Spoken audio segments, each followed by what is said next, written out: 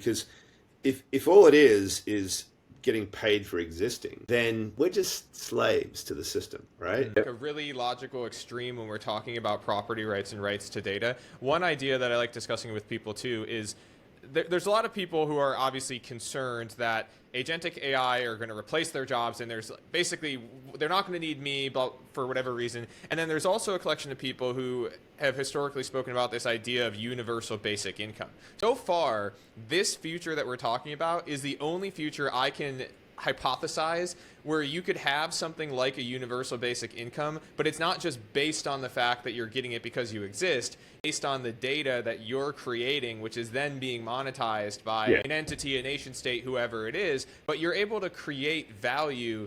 I don't want to say just by existing, but your mere existence and your experiences are inherently valuable. I think, look, I think there's probably going to have to be some safety net notion of UBI out there, but I'm not a big fan of it as being the phrase, at least in the way we define how we sort of save humans in the AI age. Because if all it is getting paid for existing, then we're just slaves to the system, right? And I don't think that's where we find our happy place. I like to think of it more about like giving human beings a bargaining chip in the AI economy. I've got human data on me. I'm owning it. We want the AIs to recognize we're valuable, because we're not just recursive synthetic data that you guys are cooking up out of nowhere. We're real, proven human data. We've got to get to that point, and then I think we start to think about the economy very differently, right? As long as it's all about making sure that all these things are in place so that the AIs serve us and not themselves.